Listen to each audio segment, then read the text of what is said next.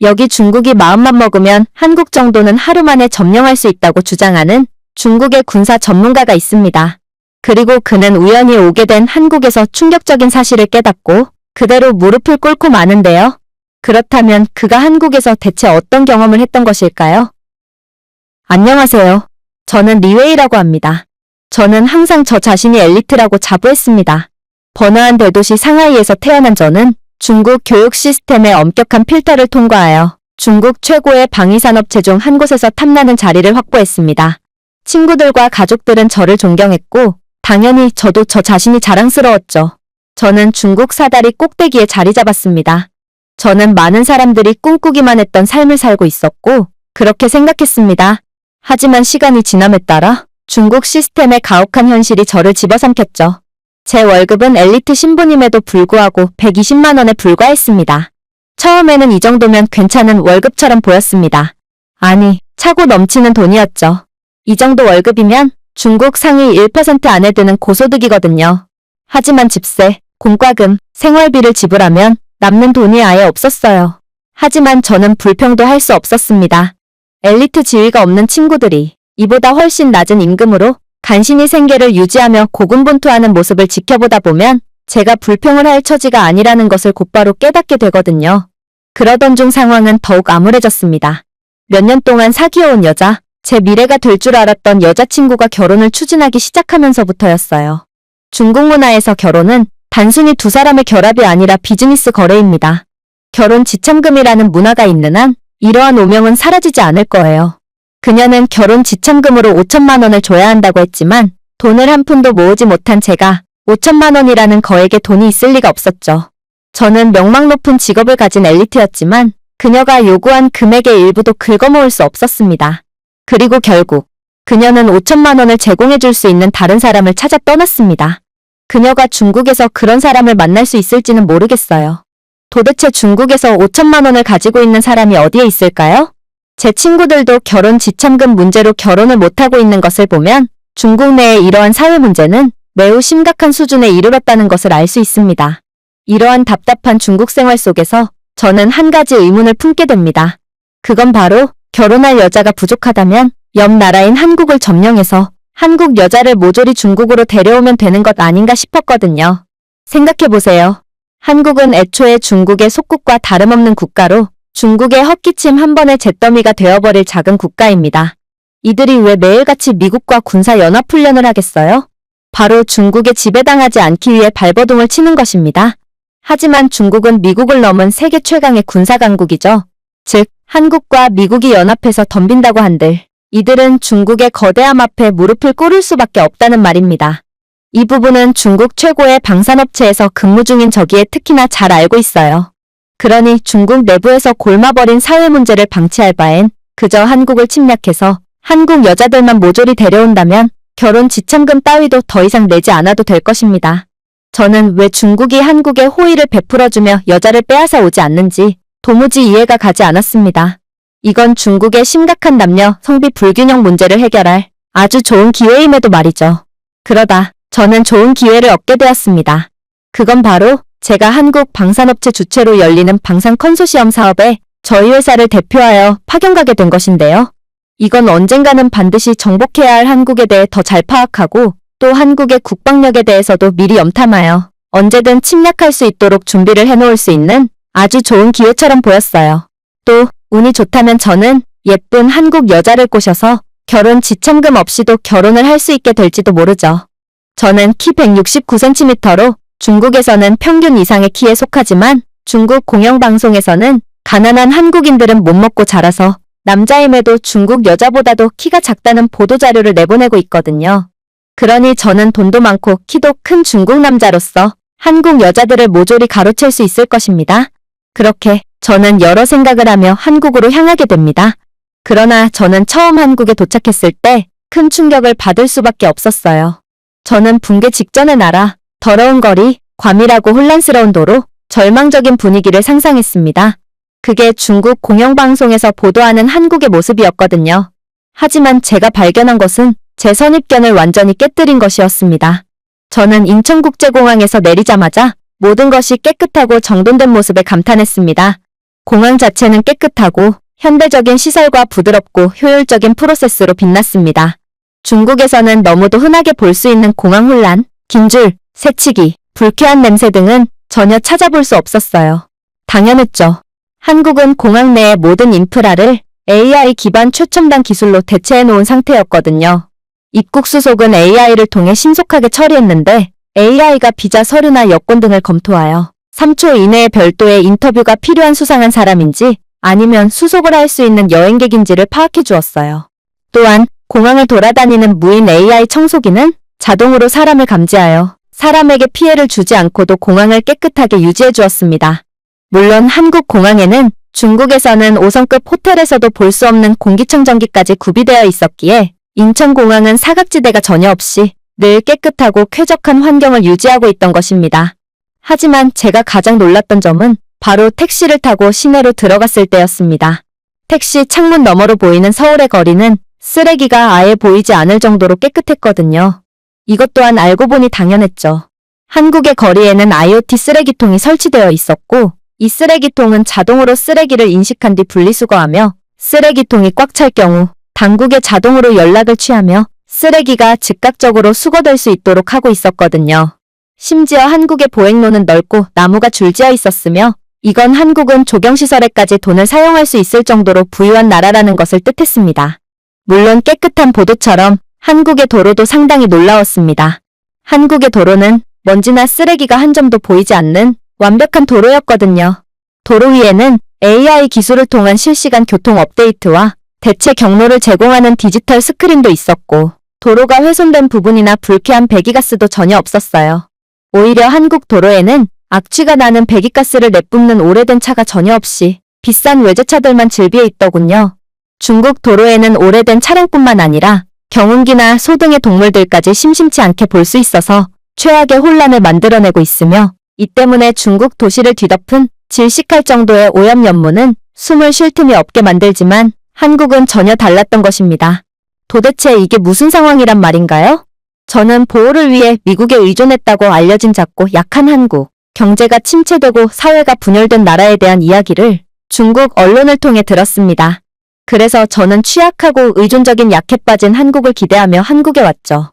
하지만 그 대신 제가 본 것은 제 중국에서의 삶을 통째로 부정하는 모습이었던 것입니다. 저는 이러한 한국의 모습에 열등감이 치밀어 참을 수가 없었습니다. 그래서 그 길로 택시에서 내려 지하철을 이용해보기로 했죠. 모든 사람이 이용할 수 있는 지하철이라면 분명 열악한 모습이 펼쳐져 있을 거라고 생각했거든요. 하지만 그렇게 도착한 한국 지하철역에서 저는 경악을 금치 못하고 말았죠. 일단 서울의 지하철은 단순히 효율적일 뿐만 아니라 최첨단 지하철이었습니다. 지하철 플랫폼에는 실시간 디지털 정보를 알려주는 키오스크가 존재하더군요. 각 열차에 대한 목적지뿐만 아니라 도착 시간, 정류장수, 심지어 현재 열차에 탑승하고 있는 사람 수까지 표시된 디지털 디스플레이가 있었습니다. 심지어 이 키오스크는 근처의 유명 관광지나 식당까지 소개해주고 있더군요. 솔직히 저는 이때까지만 해도 한국을 믿지 않았습니다. 이렇듯 정보를 제공한다고 해도 막상 지하철은 시간 약속을 어길 뿐일 거라고 생각했거든요. 그러나 한국의 지하철은 시간을 엄수하여 1초도 늦지 않고 정확히 제 시간에 도착했습니다. 기차 내부는 상하이의 혼잡하고 답답한 지하철과는 거리가 먼 편안한 좌석과 원활한 공기순환으로 매우 깨끗했죠. 그러나 저를 정말 놀라게 한 부분은 따로 있었습니다. 중국에서는 지하철을 타기 위해 밀고 팔꿈치로 가격을 하는 사람들로 붐비는 경우가 많았습니다. 아무도 규칙을 따르지 않았고 사람들은 먼저 지하철에 탑승하기 위해 팔꿈치로 옆 사람을 가격한다던가 혹은 자리에 먼저 앉기 위해 좌석에 침을 뱉는 경우도 있죠. 하지만 여기 서울에서는 상황이 달랐습니다. 사람들은 깔끔하게 줄을 서서 인내심을 가지고 탑승 순서를 기다렸습니다. 불필요하게 밀치는 일도 다툼도 없었습니다. 매우 질서정연하고 체계적이었죠. 하지만 이러한 감탄도 잠시 저는 한국의 지하철에 탑승하자마자 까무러치게 놀라고 맙니다. 분명 한국인들은 못 먹어서 난쟁이들밖에 없다더니 한국인들은 여자들조차 키가 169cm인 저보다 컸고 남자들은 저보다 머리 2개는 더 크더라고요. 특히나 한국인들은 세련되게 생겼을 뿐만 아니라 귀티가 나기도 했기에 지하철 창문에 비친 제 초라한 모습을 본 저는 그대로 위축이 될 수밖에 없었습니다. 어쩌면 저는 꾀죄죄하고 형편없는 피지컬을 가진 한국인들을 모조리 압도하고 한국 여자들을 전부 가로채갈 수 있을 거라고 생각했습니다. 하지만 중국의 공영방송의 보도 자료는 어떻게 된 게 맞는 부분이 하나도 없었고 결국 저는 한국에서 독보적으로 키가 작고 형편없는 피지컬을 가진 중국인 한 명이 되어 만원 객실에서 한국 남자들의 가슴팍에 묻혀서 처절하게 이동을 할 뿐이었어요. 즉, 저는 제 자존감을 높이기 위해 한국 지하철에 왔다가 본전도 못 건진 채 완전히 자존감이 박살이 나고 만 것입니다. 그러다 저는 한 가지 사실을 떠올리게 됩니다. 그건 바로 서울역에 관한 사실이었어요. 분명 중국의 언론에서는 한국의 서울역에는 노숙자들이 즐비해 있고 서울역이야말로 한국이 숨기고 싶은 가난한 진짜 모습을 여실히 보여준다고 했거든요. 하지만 그렇게 호기롭게 도착한 서울역에서 저는 까무러치게 놀라고 말았습니다. 왜냐하면 도대체 중국의 공영방송은 한국의 30년 전의 모습을 보도하고 있기라도 한 것인지 제가 중국에서 봤던 열악한 한국은 도저히 찾아볼 수 없었기 때문입니다. 서울역 으슥한 곳에는 분명 소수의 노숙자들이 존재하긴 했지만 중국에 비한다면 아예 없는 수준과 다름이 없었어요. 사실 현재의 중국 시스템은 매우 기형적입니다. 대부분의 중국인들의 월급은 월세보다 적거든요. 그렇기에 대부분의 중국인 노동자들은 낮에는 회사에서 생활하고 밤에는 길거리에 텐트를 치며 잠을 때우는 것이 일반적이죠. 그런데 한국 노숙자들은 바닥난방이 되는 따뜻한 서울역 내부에서 무료 급식까지 제공받으니 이건 중국의 일반적인 직장인보다도 나은 삶처럼 보였어요. 아무튼 그렇게 서울역을 돌아다니면서 저는 더욱 많은 충격을 느끼게 됩니다. 보통 다른 국가들이나 중국에서는 이렇듯 거대한 역사 주변으로 슬럼가가 형성되어 있는 것이 당연하지만 한국에서는 이러한 빈부격차의 모습을 찾아볼 수 없었거든요. 대신에 서울역 주변의 거리에는 고급 매장과 명품 부티크, 초현대식 쇼핑몰이 늘어서 있었습니다. 우뚝 솟은 고층 빌딩에는 고급 아파트가 들어서고 아래쪽 거리는 깨끗하고 질서정연하며 세련된 옷차림의 사람들로 북적였습니다. 고급 노트북을 든 젊은 사람들, 최신 스마트폰을 든 청소년들, 디자이너 매장에서 캐주얼하게 쇼핑하는 가족들을 보았습니다. 한국에서는 고급 매장의 화려함뿐만 아니라 모든 시민이 국가의 부를 접하고 있는 것 같았어요. 중국인들은 한 달 내내 일해야 겨우 살 수 있는 디자이너 브랜드의 옷을 한국인들은 너무나도 쉽게 쇼핑하고 있으니 가난한 한국을 예상하고 이곳에 온 저로서는 큰 충격을 받을 수밖에 없었죠. 한국인들의 너무나도 평범하고 일상적인 모습은 중국인들이 평생 동안 꿈꿔오던 모습이었거든요. 그러나 이건 중국 상위 1%인 저조차도 누릴 수 없는, 이루어질 수 없는 꿈이었습니다. 아무튼 그렇게 저는 완전히 풀이 죽은 채 미리 예약해뒀던 숙소로 향하게 됩니다. 그곳은 중국인이 운영하고 있다는 게스트하우스였어요. 한국의 물가가 너무나도 비싸서 제 월급으로는 도저히 호텔에서 묵을 수가 없었거든요. 그런데 그렇게 이동을 하던 와중 저는 충격적인 장면을 목격하게 됩니다. 바로 군복을 입은 한 무리의 사람들이 단체로 길거리를 걷고 있었기 때문입니다. 저는 믿을 수가 없다는 표정을 지으며 한참이나 그 장면을 응시했습니다. 아니, 지금 북한이 한국을 쳐들어오기라도 했다는 말인가요? 도대체 무슨 이유로 평범한 길거리에 총을 든 군인들이 이동을 하고 있다는 말인가요? 결국 저는 완전히 패닉에 빠진 채 게스트하우스로 전속력으로 달렸습니다. 그리고 중국인 숙소 주인을 만나자마자 그를 붙잡고 거의 눈물을 흘리며 절박하게 외쳤죠. 이곳 근처에 총을 든 군인들이 이동하고 있어요. 도대체 지금 무슨 일이 일어난 건가요? 전쟁이라도 났다는 말인가요? 인정하겠습니다. 조금 전까지만 해도 한국을 침략해야 하니 어쩌니 하던 제가 막상 키도 크고 덩치도 큰 한국인들이 총을 들고 있자 완전히 겁을 먹어버렸다는 것을 말입니다. 그러나 이때의 저는 겁먹은 강아지처럼 생존의 위협을 느낀 채 벌벌 떨고 있을 뿐이었어요. 그런데 이러한 제 반응에 중국인 숙소 주인은 너무나도 태연하더군요. 총을 든 군인이요? 아, 당신은 한국의 예비군들이 훈련을 하는 모습을 봤나 보군요. 걱정하지 마세요. 이건 전시 상태가 아니라 한국의 예비군 훈련 모습이에요. 남자가 돼서 그런 걸로 눈물까지 흘린다는 말이에요? 진정하세요. 그랬습니다. 한국은 징병제 국가일 뿐만 아니라 2년간의 군복무를 마친 후에도 추가적인 예비군 훈련, 그리고 민방위 훈련까지 정기적으로 받아야 하는 그야말로 혹시 모를 전시 상황에 완벽하게 준비된 국가였던 것입니다. 그리고 제가 본 것은 단순한 군인이 아니라 평범한 남성, 직장인, 아버지들로 한국의 안보를 예리하게 유지하기 위해 시간을 희생하는 사람들이었어요. 정말 놀라웠어요. 아무리 예비군이라고 해도 그들은 기본적으로 민간인 신분인데 어떻게 군사훈련에 자발적으로 협조할 수가 있나요? 아무리 군법이 존재한다고 해도 말입니다.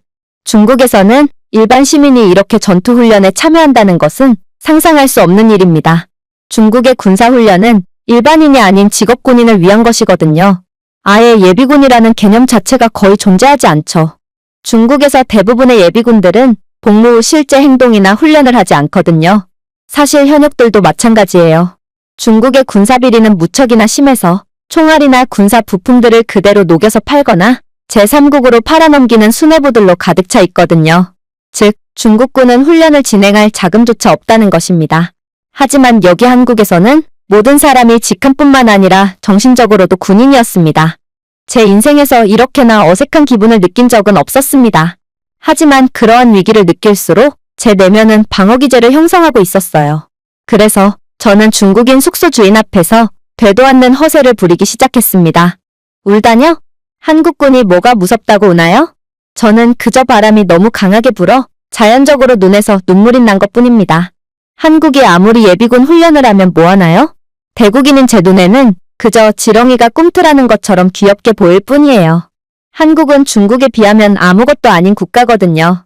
중국이 원한다면 단 하루만 해도 한국을 점령할 수 있는데 그런 한국의 겁을 먹는다는 것 자체가 말도 안 되는 소리예요. 물론 허세도 있었지만 어느 정도는 본심이었어요. 저는 수년 동안 국방 분야에서 일하면서 중국의 압도적인 힘에 대해 배웠거든요.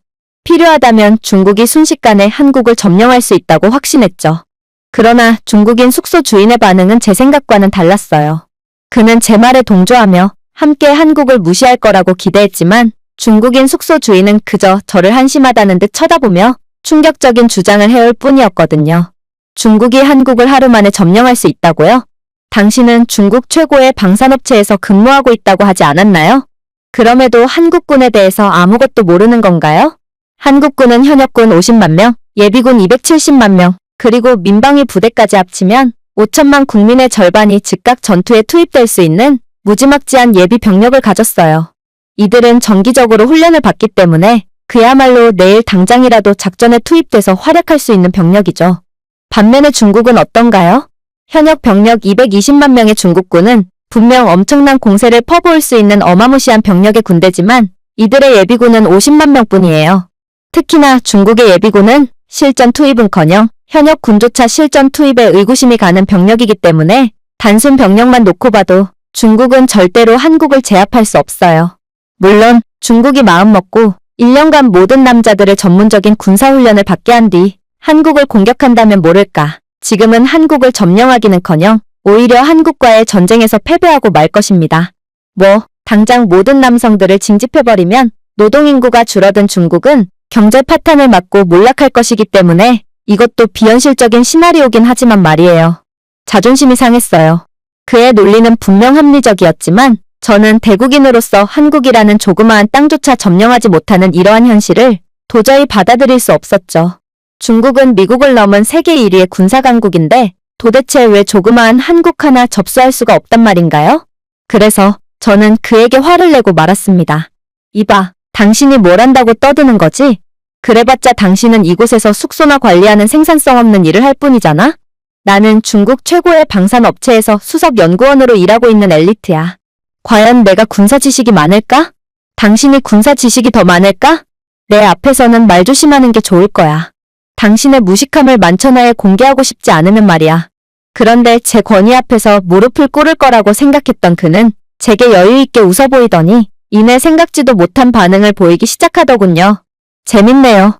사실 저도 예전에는 당신처럼 생각했어요.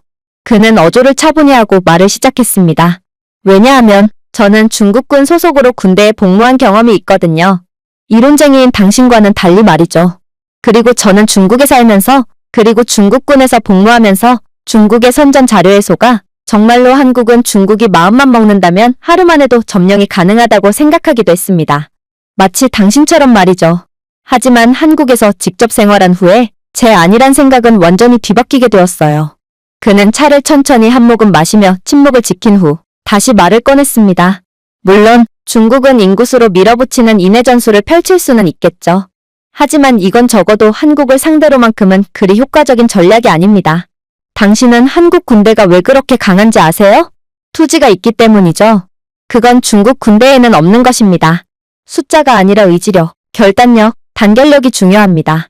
당신이 한국의 길거리에서 본 예비군들은 단순히 조국을 지키기 위한 훈련을 수행한 것이 아닙니다. 그들은 단순한 명령보다 더 깊은 무언가를 위해 싸웁니다. 친구, 가족, 자신들에게 나라를 물려준 선배들, 그리고 후에 나라를 물려줘야 할 후배들 등 그들은 다른 사람들을 위해 싸웁니다. 그리고 그것은 중국 군대에서 절대로 찾아볼 수 없는 부분이죠. 그런데 지금 제 직업을 보고 생산적이지 못하다며 비웃었나요? 확신컨대 저는 당신보다 최소 2배 이상의 돈을 벌고 있어요. 당연하죠.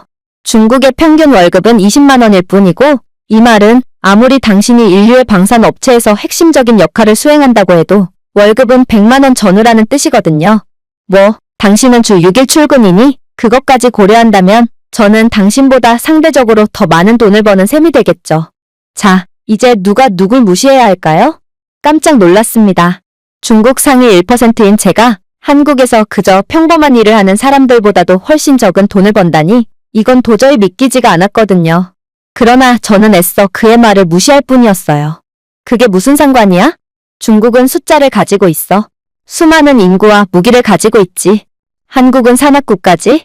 우리는 순식간에 한국을 평평하게 만들 수 있어. 미사일 세례로 한국을 산이 없는 평평한 국가로 만들어줄 수 있다고.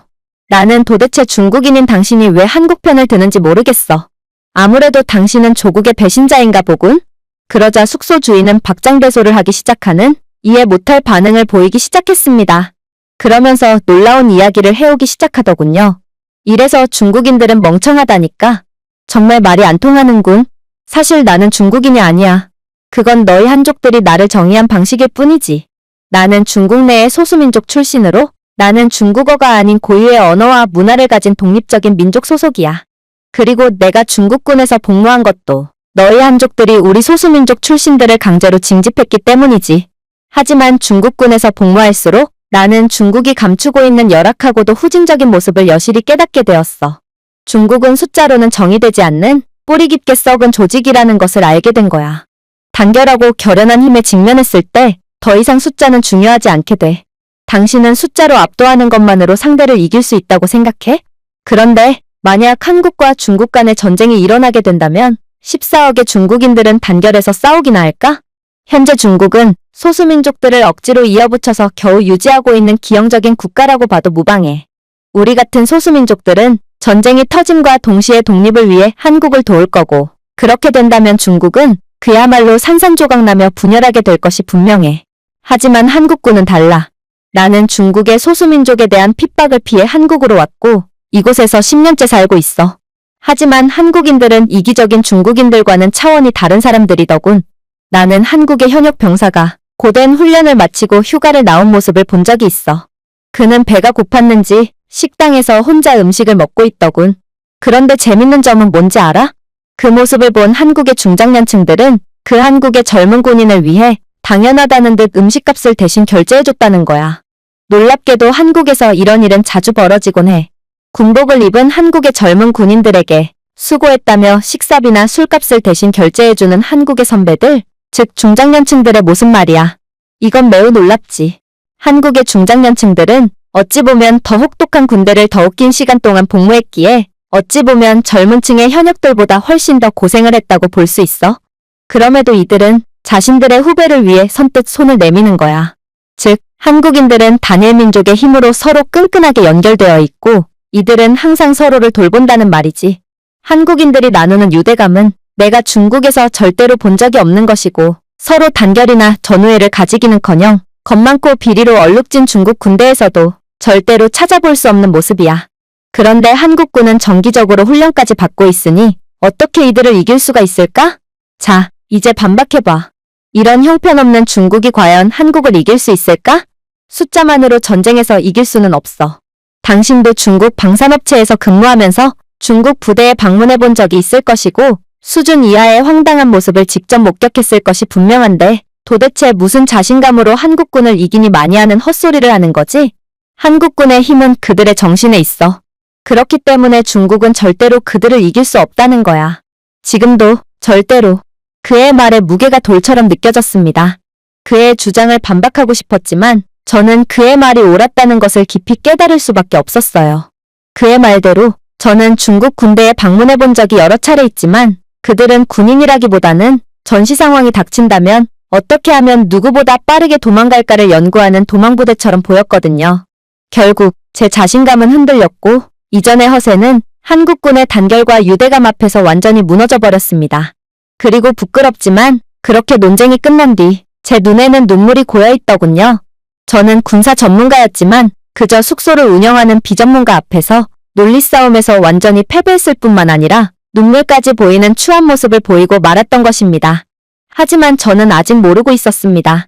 다음 날은 오늘보다 더욱 혹독한 상황들이 저를 기다리고 있다는 것을 말이죠.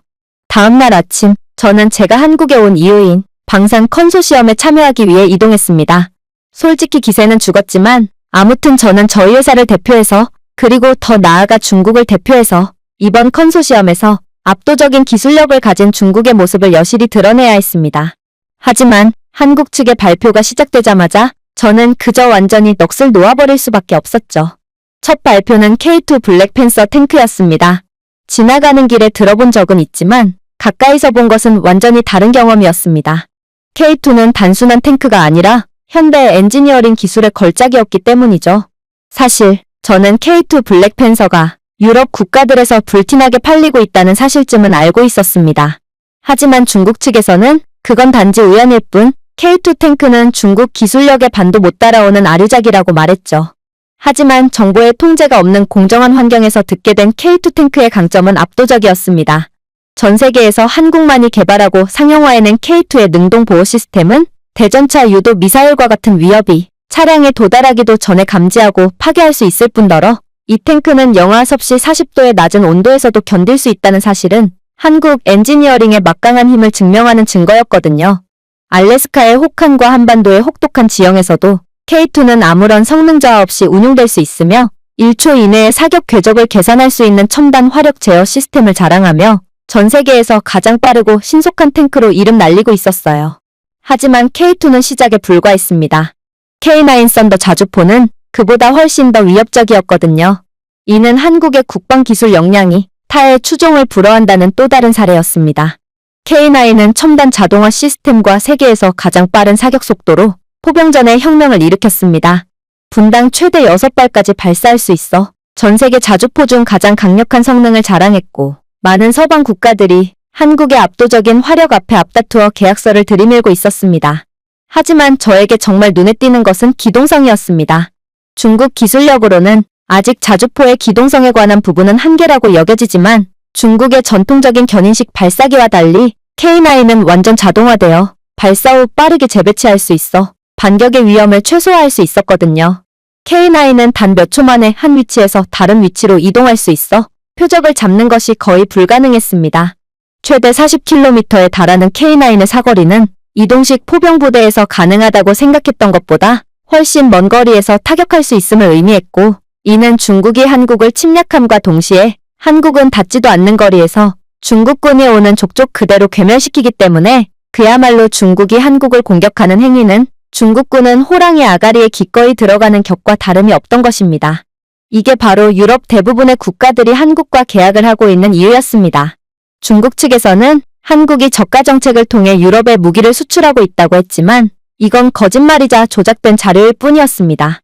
유럽 국가들은 역사적으로 같은 서방의 공급업체에 의존해왔지만 품질과 성능 면에서 한국의 기술력은 이미 독일이나 프랑스 같은 기존의 방산 강국들을 추월한 상태였고 결국 이건 한국은 기술력 면에서 전 세계를 주도하게 되었다는 것을 의미했습니다. 하지만 그 무엇보다도 두려웠던 점은 따로 있었어요. 그건 바로 한국이 최근에 개발한 차세대 기술이었죠. 일단 한국이 최근 개발한 K-APS였는데 저는 그 정교함에 즉시 놀라며 한국은 도대체 어느 틈에 이 정도로 정교한 기술력을 갖추게 된 건가 싶어 완전히 할 말을 잃고 말았어요.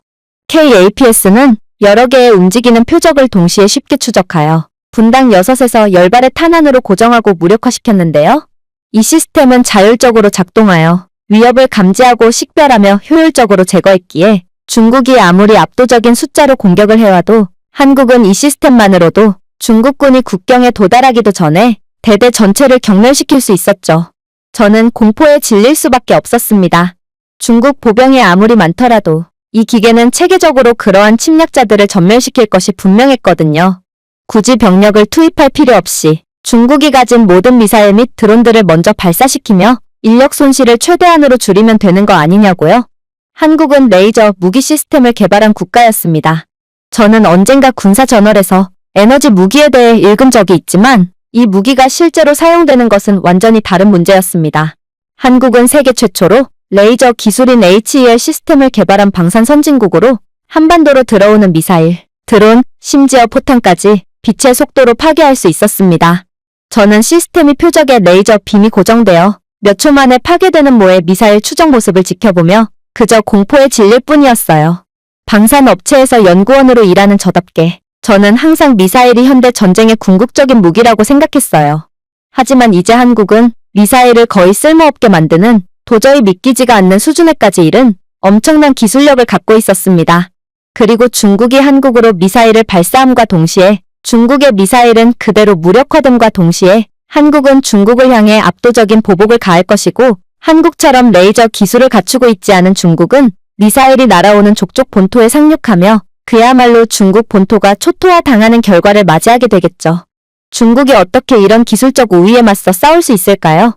저는 한국의 기술력 앞에서 작고 하찮은 일개 중국인일 뿐이었습니다. 단 하루 만에 한국을 무너뜨릴 수 있다는 확신을 가지고 자신감으로 한국에 도착했습니다. 어쩌면 한국 여자들도 전부 가로챌 수 있을 거라고 생각했어요. 그러나 중국 군대의 현실을 생각해보면 중국은 한국에 비한다면 원시적인 국가라고 봐도 무방했어요. 당연했죠. 기술의 격차도 격차지만 소수민족 출신의 숙소 주인이 말했던 것처럼 중국의 군대는 사실상 심각한 방산비리로 인해 제 역할을 하지 못하고 있거든요.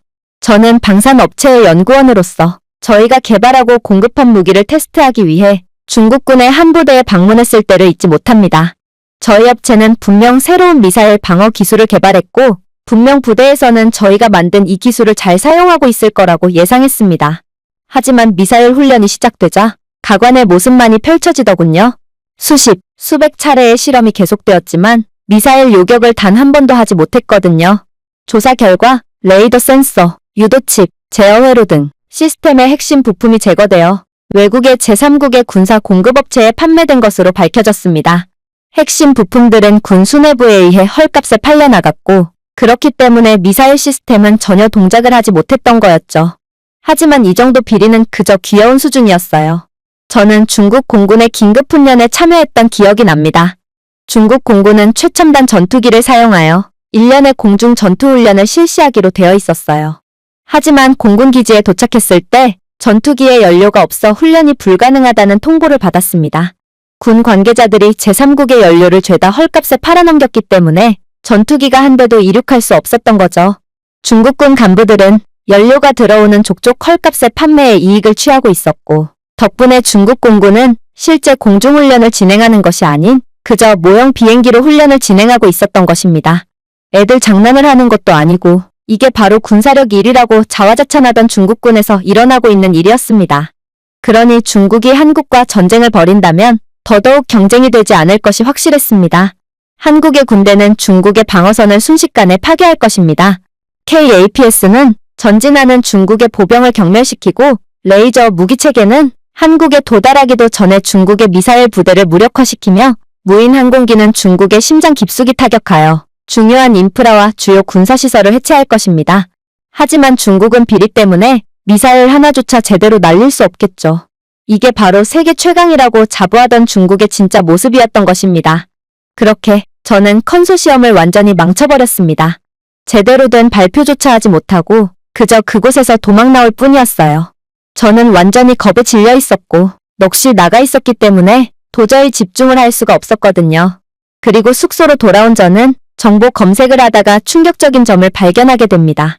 중국에서는 정보의 통제로 인해 찾아볼 수 없었지만 모든 정보가 투명하게 공개되어 있는 한국에서 저는 날조된 정보가 아닌 진실을 마주하게 되었거든요. 저는 분명 한국은 중국의 속국일 뿐이라고 배웠습니다. 역사적으로 봤을 때도 한국은 중국의 지배를 받지 않은 적이 없다고 배웠죠. 하지만 제가 검색을 해본 결과 한국은 중국의 지배를 받은 적이 없었습니다. 중국의 교육에서 제공한 유일한 옳은 소리는 역사적으로 중국 제국이 한국을 정복하려는 수많은 시도를 했다는 것뿐이었죠. 하지만 그럼에도 불구하고 한국은 끊임없이 반격해왔고 그때마다 승리를 거두었습니다. 심지어 한국은 침략해오는 중국을 격퇴시키고 그 나라를 되려 멸망시키기까지 했죠. 수나라의 예가 대표적입니다. 서기 612년 수나라는 100만 명이 넘는 군대를 이끌고 한국의 삼국 중 하나인 고구려를 대대적으로 침공했습니다. 그러나 중국군의 압도적인 규모에도 불구하고 고구려는 을지문덕 장군의 지휘 아래 살수강 전투에서 수군을 결정적으로 물리치는 데 성공했습니다. 이 전투는 중국 역사상 가장 굴욕적인 패배 중 하나가 되었으며 30만 명이 넘는 수나라 군대가 죽거나 포로로 잡혔습니다. 이 패배로 수나라는 한국 정복이라는 야망이 무너지게 되었고 제국을 심각하게 약화시켰기에 불과 몇 년 후 수나라는 멸망하고 말았습니다. 이게 바로 중국의 한국에 대한 트라우마의 시작이었습니다. 수나라는 압도적인 군사력 차이에도 불구하고 한국을 정복할 수 없었고 오히려 그 여파로 무너진 것은 중국이었거든요. 이는 한국의 회복력과 전략적 천재성이 타의 추종을 불허한다는 것을 증명했고 이후 중국 제국의 권력자들은 한국만큼은 절대로 건들지 말라는 가르침까지 대물림했다고 했죠. 하지만 이러한 가르침은 당나라 때 깨지게 됩니다. 당나라는 영향력을 확대하기 위해 다시 한번 고구려를 표적으로 삼았거든요. 처음에는 압도적인 군사력을 가졌던 당나라가 한국의 일부를 점령하는 데 성공했지만 고구려를 완전히 병합하려던 시도는 또다시 참담한 패배로 끝났습니다. 그리고 괴멸적인 피해를 입고 도망갈 수밖에 없었죠. 나중에 신라와 손을 잡고 결국 고구려를 정복하고 말지만 당나라는 이후 신라와의 전쟁에서 또다시 격퇴당하며 중국은 한국인들에게만큼은 유독 힘을 못 쓰는 모습을 보였습니다. 당나라의 패배는 한국의 결단력과 전략적 탁월함으로 인해 중국의 팽창주의가 좌절된 또 다른 사례였고 이는 또다시 중국의 트라우마를 안겨주었죠. 역사 속 순간들을 읽으면서 깊은 존경과 경외감이 제 안에 형성되기 시작했습니다. 저는 한국이 단순히 훨씬 더 강한 이웃에게 정복당한 중국의 속국이라고 믿었습니다. 하지만 사실은 훨씬 달랐습니다. 한국은 중국에 정복당한 적이 없었습니다. 중국이 한국을 점령하려 할 때마다 격렬한 저항과 결정적인 실패에 직면했습니다. 패턴은 분명했습니다. 한국은 저항했고 한국은 승리했습니다. 모든 역경에도 불구하고 한국은 항상 독립을 유지해왔습니다. 이 나라는 단순히 살아남은 나라가 아니라 압도적인 역경에도 맞서 싸우고 침략자를 물리치고 주권을 지킨 나라였습니다. 이러한 생각을 하면서 중국은 결코 한국을 정복할 수 없다는 깨달음이 망치처럼 느껴졌습니다. 오늘날 한국 군대의 압도적인 기술 우위와 수세기에 걸쳐 이어져 온 회복력과 투지는 중국이 이 나라를 절대로 정복할 수 없게 만들었습니다. 객관적인 군사력 차이만 놓고 봤을 때도 중국은 도저히 한국과의 전투에서 이길 수가 없다는 것이 드러나는데 역사적으로 이어져 온 이러한 한국인들의 투지와 저력을 고려해본다면 이 나라를 이길 수 없는 것은 더더욱 자명한 사실로 드러나거든요. 그렇게 저는 완전히 풀이 죽은 채 중국으로 향하는 비행기에 탑승했습니다. 저는 한국에서 모든 진실을 마주하게 되었고 옷이 전부 벗겨진 채 길거리에 내몰린 것처럼 엄청난 수치심을 느꼈습니다. 그리고 다시금 지옥 같은 현실로 되돌아갔죠. 저는 원래 제가 사는 곳이 지옥인 줄도 모르고 바쁜 삶을 살던 사람이었습니다. 그저 세계 최강 대국의 방산을 책임진다는 사명감으로 살았죠. 하지만 한국을 경험한 지금 제가 있는 곳은 지옥이 분명하다는 확신을 갖게 되었습니다. 한국인들은 중국인들이 꿈꿔오던 삶을 그대로 살고 있지만 중국보다 훨씬 더 강력한 힘과 기술을 갖고 있었거든요. 한국에 도착하기 전까지만 해도 저는 한국을 쓸어버리고 한국 여자들을 모조리 빼앗아와야 한다는 속편한 소리를 했지만 지금은 한국에 대한 열등감, 두려움, 그리고 존경심을 느끼며 한국 앞에서 완전히 고개를 숙이고 말았습니다. 제가 준비해온 내용은 여기까지입니다. 끝까지 시청해주셔서 진심으로 감사드리며 여러분들의 구독과 좋아요, 알림 설정은 영상 제작에 큰 힘이 됩니다. 이상 세모튜브였습니다.